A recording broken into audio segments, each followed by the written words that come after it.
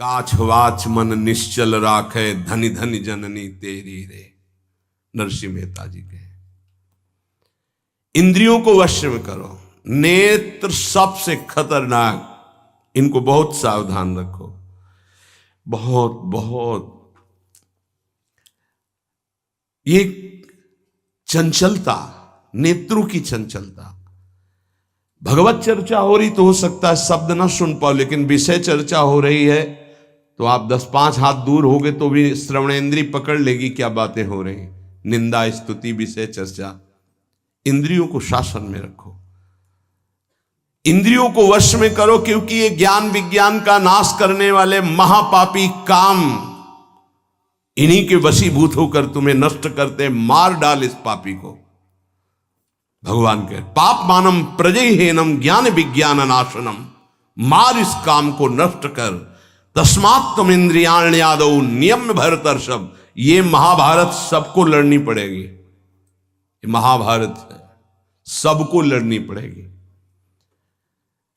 अगर आपको अपने स्वराज्य सिंहासन पर बैठना है, मुक्त होना है, तो ये युद्ध स्वीकार करना पड़ेगा, ये चुनौती स्वीकार करनी पड़ेगी।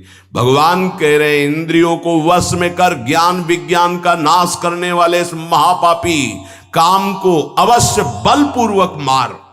भगवान आदेश कर रहे हैं पाप मानम प्रजयहीनम ज्ञान विज्ञान नाशनम। तस्मात् तुम इंद्रियाण्यादौ नियम भरतर्षभ। इसलिए पहले इंद्रियों को काबू करो। रसेंद्रिय से शुरू करो, मुख्य द्वार। ये ज्यादा रजोगुणी भोजन पाने पर ये चंचल होती। जब ये चंचल होती तो हर इंद्रियों में चंचलता। इसको संभालो। उचित आहार, सात्विक आहार, कम स्वाद वाला आहार, बच जाओगे। ज्यादा स्वादिष्ट पाने की कोशिश मत करो। अगर रसेंद्रीय स्वाद नहीं छोड़ पाए तो जनेंद्री का स्वाद छोड़ पाना बड़ा कठिन हो जाएगा। इंद्रियों को विषयों में संयोग मत होने दो। भोग बुद्धि से प्रवृत्त ना करो। केवल जीवन निर्वाह बुद्धि से प्राण पोषण के लिए पहले यहीं से शुरुआत करो। रसेंद्री से प्राण पोषण के लिए अन्न जा रहा है, स्वाद के लिए नहीं। आप नहीं हो भोक्ता, ये रसेंद्री का है। इतनी जबान में रखी गई पूरी बात। यहां के नीचे कोई मतलब नहीं है क्या जा रहा है, इससे यहां कोई स्वाद नहीं। बस ये 2 अंगुल 3 अंगुल का खेल है।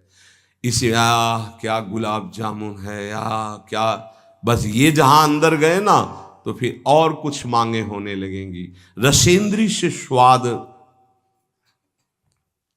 अब अगर जरा सा नमक कम हुआ तो हल्ला मचाने लगे, नमक लाओ थोड़ा कम है। भैया किसके लिए, किसके लिए स्वाद बना। कभी कभी तो मनाओ कि नमक डालना भूल जाए, फिर देखे कैसा लगता है। कभी कभी बिना स्वाद के भी भोजन पाना चाहिए। हाँ ऐसा करो, मन चंचलता रहित हो जाए, इसके लिए सात्विक भोजन करो। अच्छे अच्छे पदार्थ इसको दिखा दो। हाँ जैसे आज साधु सेवा भंडारा ऐसे जैसे होता है, कभी ऐसा उत्सव आदि में दिखा गुलाब जामुन।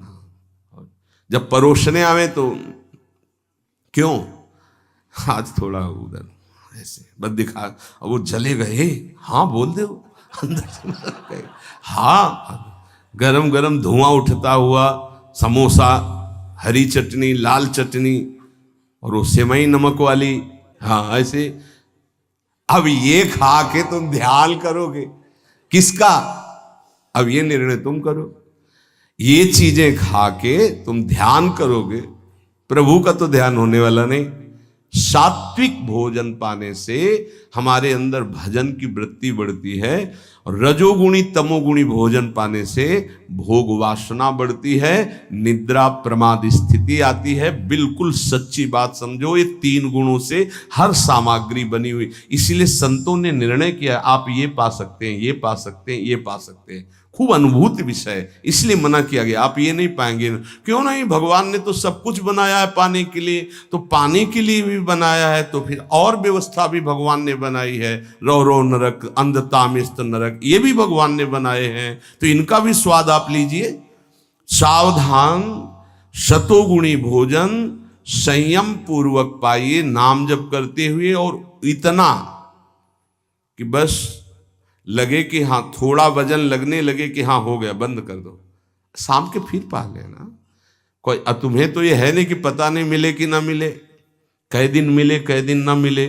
उसमें होता है कि अब जो मिला है डाल लो, पता नहीं कै दिन बाद मिले। तो आप लोगों को तो एक मिलता है, तो संयम में आपके पास व्यवस्था श्री जी ने सबकी कर दी। तो संयम से आहार, और अच्छे पदार्थ ना लो तो अच्छा है, अगर लो तो बहुत कम लो, थोड़ा। खीर हटाओ और सब कुछ अब पीने दो, तो वो मन, खीर में नुकसान नहीं है, गुलाब जामुन में नुकसान नहीं, वो जो मन को बढ़ावा मिला रसेंद्री के द्वारा, अब वो इतने में तृप्त नहीं रहेगा, वो और इंद्री को लेकर के भ्रमण करवाएगा हमको। और जब इसको मारना, जैसे मन हमसे गलती करवा देता है तो क्या कहो, गाल में मारो, तो त्वगेंद्री पिट रही, उससे क्या होना है। इसको कैसे मारा जाए, इसको ऐसे मारा जाता है, ऐसे। जैसे गुलाब जामुन, भैया आज हमारा पेट दर्द कर रहा है, वो कहेगा नहीं, कहो, नहीं नहीं बिल्कुल नहीं कहेंगे। वो जो मन को पीड़ा हो रही, अब वो पिटाई हो रही। साधक मन को बहुत दुलार करता, पीट नहीं पाता। इसको पीटना सीखो, बहुत जल्दी ठीक हो जाएगा। ये कहता है आज ये देख ले, हाँ हाँ बढ़िया है, चलो चतुरासी जी शुरू करते हैं। वो कहेगा नहीं नहीं चतुरासी जी शुरू कर। उसको मारना है तो उसके विपरीत चलना पड़ेगा। साधक से गलती होती, मन को मारना है और वो मारता और किसी को है। आज ये नहीं कहे, आज ये नहीं, आज ऐसे नहीं, आज अच्छा। मान लो आप परिक्रमा दे आए, तो शरीर को पीड़ा पहुंच रही, मन को कोई फर्क नहीं पड़ रहा। मन जिसको चाह रहा है वो चीज उसको ना दो तो उसको पीड़ा होती है, और उस पीड़ा को आप अपनी मान लेते हैं, इसलिए दुलार करते हैं। इस रहस्य को समझिए, मन की पिटाई जरूरी है, और ये इतने सुरक्षित रहता कि इसको दुलार करना होता, पीटना होता नहीं। इसकी पिटाई है कि ये जब जो मांगे आज ऐसे, तो दिखा दिया कि हाँ देखो ये है, मिलेगा नहीं तुम्हें पाने को, और वो जलन पैदा करेगा। 5 ही मिनट का चांस है, 1-2 बार केवल आएगा ये कि गुलाब जामुन गुलाब जामुन, फिर बाद में तो मिलना। और रोज कौन मिलता है, हाँ नहीं कोई बात नहीं है, धैर्य रखिए। और अगर वहां सब कुछ बना हुआ साथ में केवल खिचड़ी, तो खिचड़ी परोसा लीजिए, और वो जलेगा, आप देख लेना वो जलेगा। ऐसा क्यों कर रहे हो, इसलिए कर रहे हैं कि हमें श्री जी चाहिए। बदमाश, तुझे हम जो दे, फिर इसके बाद हमसे और मांग करेगा। संतों ने इसको ऐसे बस में किया है। बहुत कठिन, बहुत कठिन है। अगर सामने से मिठाई प्रिय है और वो निकल जाए, आप परोसाओ ना, तो आप देख लो, कामा संजायते क्रोधा, भौं चढ़ जाएगी अपने आप से। कितनी बड़ी चूक हो रही है। परम पद फीका लगेगा, गुलाब जामुन मीठा लगेगा, ये बहुत बेईमान है।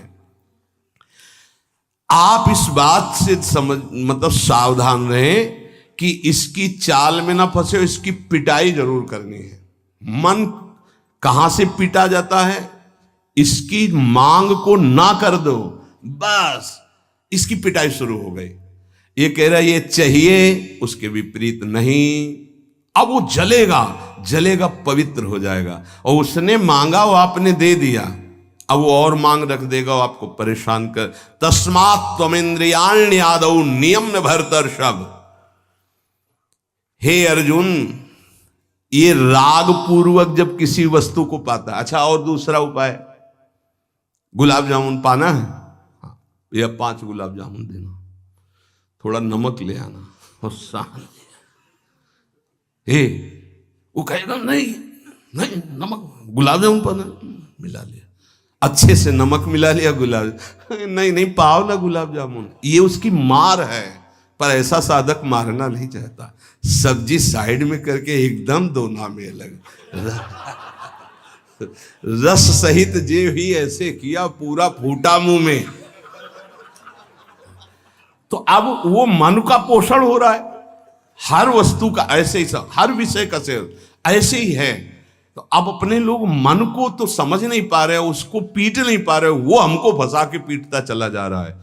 बहुत पीटता है, देख लो, बहुत पीटता है मन, बहुत इसकी पिटाई चाहिए। कोई गुरु कृपा पात्र इसको पीटना शुरू करता है, यही उसकी पिटाई है कि इसके विपरीत चलो, जो मांग इसकी हो रही है उसके विपरीत चलो। जैसे बहुत बढ़िया स्वादिष्ट सब्जी बनी है, अब उस खीर भी परोसी गई, तो खीर और सब्जी दोनों को मिला दो, न सब्जी का स्वाद न खीर का स्वाद, 2 रोटी 3, वो जलेगा कि यार तुम कैसा क्यों कर रहे हो, बस तुम कर लो ऐसा, तो रसेंद्री ठीक हुई तो सब ठीक हो जाएगा। शास्त्रों में वर्णन किया गया धैर्यवान वही है जो रसेंद्री और जनेंद्री को, बस 2 इंद्रियों की चर्चा हुई और तो सब अपने आप हो जाएंगी। और रसेंद्री प्रधान, रसेंद्री ना हुई तो फिर आगे जो राग पूर्वक भोग, कोई भी भोग किया जाए वो बिल्कुल द्रवित हृदय में छप जाता है, बार बार पीड़ा पहुंचाता है, ना चाहते हुए भी साधक का पतन कर देता है। यही है, ना चाहते हुए पाप कौन करवाता है। आहार का बहुत बड़ा फर्क पड़ता है। अगर हम आहार पर संयम कर लें तो निश्चित काम पर विजय प्राप्त की जा सकती है। अगर आहार पर संयम नहीं, उचित आहार से अब देखना खाते खाते मर जाते हैं, लेकिन खाने की इच्छा पूर्ति नहीं होती। यही चमत्कार माया का। 2 रोटी डाल लो फिर भजन देखो कैसा होता है, देख लो ना आप करके। खट्टी डकार आ रही है यहां से, फिर भी शाम के बैठे हैं, आलू का पराठा और चटनी ये और वो, फिर जाके पचाने में पूरी ताकत। भजन कैसे करोगे?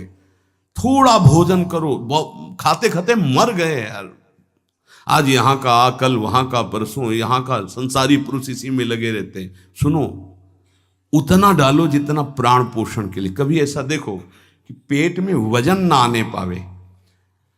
अगर आपको भजन बढ़ाना है तो पेट में वजन ना आने पावे, ऐसे जब बैठो और भोजन शुरू करो, जहां लगने लगे कि पेट में कुछ आ, वहीं बंद कर दो। और 1 दिन का अभ्यास, निर्णय करो कि 2 रोटी इतना इतना इतना हो, उतना ही। ये बार बार बांटना और बार बार पाना ये साधकों के लिए ठीक नहीं है। एक बार रखवा लो 4 रोटी से दाल सब्जी और बस खत्म। आपका घर है, आप श्री जी का प्रश्न, बस एक बार, और उसी को पाके अपना भजन करो। धिक्कार है जीवन को, खाते खाते अवस्थाएं बदल गई। बचपन से लेकर 50-60 वर्ष के वही खाने की इच्छा। कभी तो थोड़ा मन वही फंसाए है, मृत्यु आ जाएगी फिर भी खाने से तृप्ति नहीं होगी। एक बार इस रसेंद्री को काबू में किया जाए, भोजन पर सावधान, थोड़ा अल्पाहार, इतना जिससे हमारे प्राणों का पोषण हो जाए, सब ठीक हो जाएगा। आप देख लेना, अल्पाहार। अगर भोजन सुधार नहीं होगा तो फिर भजन में सुधार नहीं होगा। भोजन, बहुत प्राण शक्ति प्रबल है आपकी, ऐसे नहीं निकल जाएगी। बहुत प्राण शक्ति बलवान होती है। वायु, अन्न, जल उचित चला गया तो खूब साधना बनेगी। इसलिए कोई भी वस्तु राग पूर्वक सेवन न की जाए। ये ज्ञान मार्ग, भक्ति मार्ग, जो मार्ग के उपासक, उनको इस बात पर विशेष ध्यान रखना, चाहे गृहस्थ हो चाहे विरक्त हो। शास्त्र के अनुसार कर्तव्य कर्म होने चाहिए और राग रहित आहार विहार होना चाहिए। पूज्य श्री पंडित गया प्रसाद जी के शिष्य मास्टर बाबा, उनके पास जितने साधक रहते थे तो उनकी सब्जी में नमक नहीं, खीर में चीनी नहीं, ऐसे ही उल्टा सीधा बनता था। तो जानते हो कैसे साधक रहते थे? 2-4, जब दंडोती परिक्रमा लगा रहे थे तब वहां गए थे 2-4 साधक। जब शाम के मिला ना तो वहां कुछ पकड़ में नहीं था कि रोटी से सब्जी पाओ तो कुछ पकड़ में आवे, या दूध और चावल मिला के रखा गया तो कुछ पकड़ में, कुछ पकड़, न मीठा न खट्टा न नमकीन न कुछ। भगवत धाम को प्राप्त हो चुके हैं, बहुत अच्छे महात्मा थे पूज्य श्री मास्टर बाबा जी। ये बड़े बड़े महापुरुष ऐसी चाल क्यों चलते हैं? क्योंकि वो अपनी इंद्रियों को काबू में रखना साधकों को सिखाते हैं। काम को मारने के लिए सबसे पहले इंद्रियों का नियमन करने को श्री भगवान कह रहे हैं। तस्मात् तुम इंद्रियाण यादव नियम में भरतर्षभ, इनको पहले कंट्रोल में करो। कान से भगवत वार्ता, अच्छी वार्ता सुनो। नेत्रों से अगर कहीं एक बार कोई ऐसा दृश्य उपस्थित हो जाए प्रकृति में तो प्रणाम करके दोबारा नेत्र मत पहुंचाओ। जहां आकर्षण हो वहां बार बार नेत्र मत पहुंचाओ। वाणी से कभी अश्लील संभाषण, गंदी बातें मत करो। खान पान संभालो, इंद्रियों को संभालो, ठीक हो जाएगा। जब तक साधक इंद्रियों को संभालता नहीं तब तक उसकी दृष्टि भगवान की तरफ न रहकर भोगों की तरफ होगी।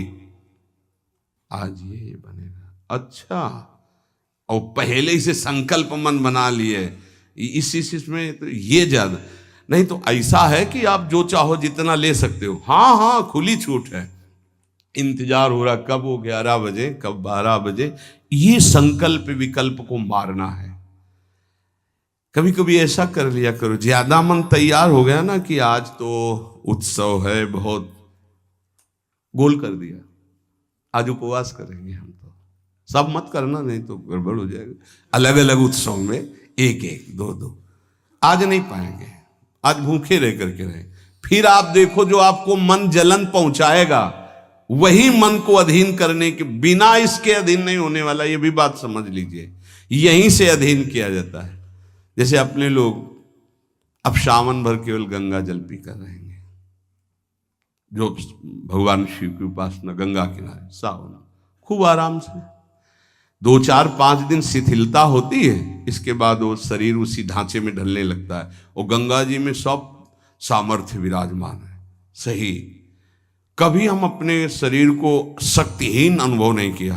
गंगा जल में इतना पावर विराजमान है, ऐसे पदार्थ विराजमान है। उस समय जब गंगा जल ही केवल बहुत सामर्थ्य उसमें, कभी ऐसा नहीं लगा। जब गंगा जल पीते थे तो लगता साक्षात माँ का दूध पी रहे हैं, एक विशाल अंदर से उत्साह प्रकट होता था। 2 4 दिन के बाद शिथिलता खत्म हो जाती है और वो शरीर पचाने लगता है, जो अन्न की मांग करता है वो धीरे धीरे शांत होने लगता है। मनुष्य की प्रवृत्ति इंद्रियों की मांग को पूरी करने में है। आज तो घर में नहीं, आज चलते हैं होटल में खाएंगे, यहाँ के नहीं, गाड़ी में बैठे आज छठी करा वाले होटल, ये क्या है? आज वहां ये है क्या? अरे बोले जिंदगी का यही तो लाभ है। तो भैया ये जिंदगी का लाभ नहीं है, ये जिंदगी के लाभ को नष्ट करने वाली हानि है। शतोगुणी सात्विक भोजन बना के भगवान को अर्पित करके प्राणों का पोषण करो। वहां जा करके कौन किस भाव से बना रहा है, कैसी अपवित्रता या पवित्रता है, बहुत सावधान। सबसे पहले काम इंद्रियों को फंसाता है, जिससे उसमें विषय की कामना होती, फिर काम मन को अधीन करता है, फिर बुद्धि को अधीन करता है, और ये सब 1 सेकंड के कम हिस्से में हो जाएगा। एकदम फैल गया कि तुम्हें विचार करने का अवसर नहीं मिला। परंतु जो साधक इंद्रियों की कामनाओं में ही ब्रेक लगा दिया,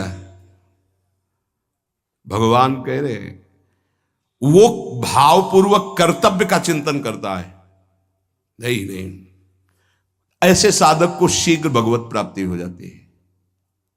ध्यान दीजिए, सबसे पहले इंद्रियों में ही काम पैदा होता है और विषय आकर्षण करता है। और विषय जब कामना पैदा होती तो विषय कर्म करने की चेष्टा होती, कोई भी कामना किसी भी इंद्री की, और जो विषय कर्म में फंस जाता है उसका पतन हो जाता है। और जो उपासक इंद्रियों की चाह को, कामना को पूर्ण नहीं होने देता, वो उसको कर्तव्य का बोध होता रहता है। जो अपने कर्तव्य का बोध करता है, मेरा कर्तव्य क्या है, वो शीघ्र ही अपना उद्धार करने में समर्थ हो जाता है, भगवत प्राप्त हो जाता है। एनम ज्ञान विज्ञान नाशनम,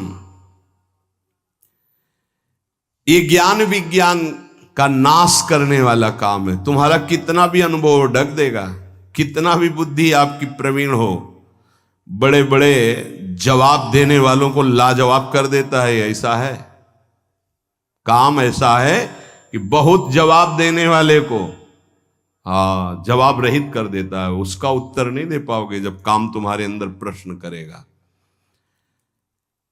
विज्ञान अनुभव साधना का सब ढक देगा, ज्ञान विज्ञान दोनों को। तत्व ज्ञान का यहां बात नहीं है कि ज्ञानी का शब्द है शास्त्र ज्ञानी से, बोध संपन्न महापुरुष से नहीं स्वात्मा रामम विषय मृग तृष्णाम भ्रमयति। यहां भक्त जो अभी साधन काल में है, प्रेमी भक्त के नहीं, दो को कोई परास्ती नहीं कर सकता। प्रेम लक्षणा भक्ति से युक्त महापुरुष और तत्वबोध महापुरुष, ये ज्ञानी शास्त्र ज्ञानी, और ये भक्त अभी साधन मार्ग का। कामना संपूर्ण पापों की जड़ है, पाप मानम ही प्रजय, इसलिए कामना उत्पन्न होते ही पाप क्रिया में रुचि हो जाती है। आगे चल करके वो इतना अंधा हो जाता है कि सत मार्ग छोड़ करके पाप कर्म में ही लग जाता है। बहुत बहुत डरावना विषय, बहुत भयावह विषय है। भगवान इसलिए काम को महापापी बता करके आज्ञा करते हैं कि साधक इसको अवश्य मार डाले। पाप मानम प्रजयहीनम ज्ञान विज्ञान नाशनम। तो जो आदेश कर रहे हैं वही सामर्थ्य देंगे, इसलिए इन्हीं की शरण में होके इनका नाम जप करो और इंद्रियों की चाह के विपरीत चलो तो मंगल हो जाएगा।